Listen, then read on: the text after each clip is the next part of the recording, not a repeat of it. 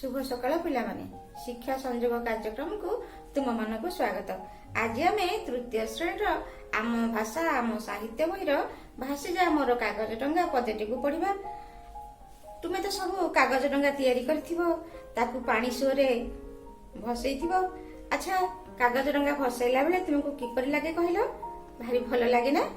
झिपि झिपि वर्षा हेउछि, गाँ दांडर पानीर सुरे पिलाटीए तार कागज डंगा को भसौछि एवं ताकू तार मनर कथा कहूछि। सेही प्रसंग रे एई कविताटी लेखा जाइछि। प्रथमे कविताटी को मन देई सुनो, परे बही देखि आवृत्ति करिवो। कविताटी को स्वर रे आवृत्ति करिवो। स्वर रे आवृत्ति कले पद्यटी सहज रे मन रहे ओ पढ़िबा को आग्रह लागिଥାଏ।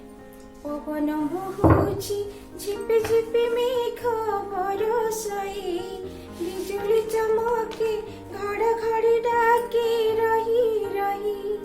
केते मजा लागे ओडिरु बरसा पड़ी झरी, फुटी भासी जाए पानी रे फटका सुमारी। भासी जा मोर कागज डंगा भासी जा, डरी जीवु नाही आकाश रे देखी मेघबा। झुली झुली तू ही दूरकू जा भासी, डंगा रे तोते मिलाणी देली मु हसी हसी।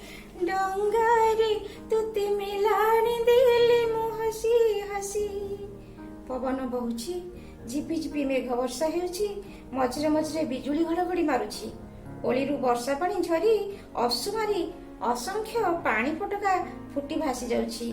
एसबु देखि पिलाटी को खूब मजा लागुछि। से तार कागज डंगा भसौछि एवं तांको कहूछि, आकाश रे मेघ देखी पवन देखी तू डरी जीवुनी। झुली झुली तू दूरकू बहु दूरकू भासी जीवु। डंगा रे मु तते हसी हसी मेलाणी देउछि, विदाय देउछि। कार्तिक मासे बोईत मिलाई दरियारे, साधवे आमर जाउथिले दूर देश पारे। झड़ तोफान को नथिला तांकर तिले डर, आसुथिले फेरी आषाढ़ सारी कारबार। बोईतरे भरी धन दौलत होई खुशी, फेरुथिले घरे दरिया पारिरू मिली मिसी। बोईत मंगे शुभ नारी केळ जल ढाली, झियो बहु मिसी बंदाउथिले दीप जाली। पूर्व काल रे आम देशर साधव पुओ माने वाणिज्य बेपार करने जाभा, सुमात्रा, बोर्नियो और बार्लीद्वीप इत्यादि स्थान को जाउथिले। सेमाने कार्तिक मासरे जाउथिले ओ आषाढ़ मासरे धन दौलत धरी खुशी मनरे फेरी आसुथिले। झड़ तोफान को तांकर तिले हेले अर्थात टिकिए हेले डर नथिला। झियो बोहू माने बोईत मंगरे शुभ नारिकेल जल ढाली दीप जाली बंदापना करी सेमानकु घर को पाछोटी नेथिले। एबे तृतीय पद को जिबा। जाइछि से काल आसीछि रे एबे नुआ बेला, पारादीपे आसी लागई जहाज भेला भेला। जाइछि से काल आसीछि रे एबे नुआ बेला, पारादीपे आसी लागई जहाज भेला भेला। अटकी गलु कि कथा मोर शुणी जा भासी, विदाय देउछि तोते मुहि एबे हसी हसी। एई हाते तोते गढ़िछि मु केते भरसारे, खेलिछि तो साथी एही परि केते बरसारे। भासी जा मोर कागज डंगा भासी जा, बाट जाक केते नुआ नुआ साथी भेटुथा। बाट जाक केते नुआ नुआ साथी भेटुथा। पिलाटी तार डंगा को कहूछि, से काल से समय चली गलानी, एबे नुआ बेला नुआ समय आसीछि। पारादीप ठारे केते केते जहाज भेला भेला होई लागुछि। मो कथा सुनी अटक न जाई तू दूर को भासी जा। से बारंबार कहूछि जे तते हसी हसी विदाय देउछि, किंतु निज हाथ रे गढ़िथिबा खेलिथिबा तार डंगा को विदाय देला बेले ताकू कष्ट हेउथिबो। किंतु से चाहे ତାର ଡଙ୍ଗା ଅନ୍ୟ ସମସ୍ତଙ୍କ ଡଙ୍ଗା ଠାରୁ ବେଶୀ ଦୂରକୁ ଯାଉ ଏବଂ ସେ ତାର ନୂଆ ନୂଆ ସାଥୀକୁ ଭେଟୁ, ନୂଆ ନୂଆ ଜିନିଷ ଦେଖୁ। ତେଣୁ ସେ ତାର ଡଙ୍ଗାକୁ ହସି ହସି ବିଦାୟ ଦେଉଛି। ବର୍ତ୍ତମାନ ଆମେ କବିତାଟିରେ ଥିବା କଠିନ ଏବଂ ନୂତନ ଶବ୍ଦ ଗୁଡ଼ିକର ଅର୍ଥ ଜାଣିବା।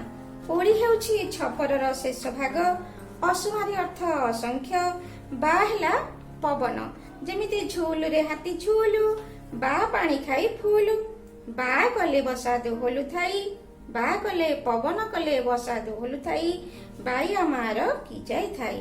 ବୋଇତ ଅର୍ଥ ଡଙ୍ଗା, ଦରିଆ ହେଲା ସମୁଦ୍ର, ସାଗର, ସିନ୍ଧୁ, ପାରାବାର। ମଙ୍ଗ ଅର୍ଥ ଡଙ୍ଗାର କୋଣ, ନାରିକେଳ ହେଉଛି ନଡ଼ିଆ, ମେଲାଣି ହେଉଛି ବିଦାୟ, ଭରସା ହେଉଛି ଆଶା। ବର୍ତ୍ତମାନ ଆମେ ତ ସବୁ କଠିନ ଶବ୍ଦ ଗୁଡ଼ିକର ଅର୍ଥ ଜାଣିଲେ। ଏବେ ଚାଲ ଏହି କବିତା ବିଷୟରେ କଥାବାର୍ତ୍ତା ହେବା।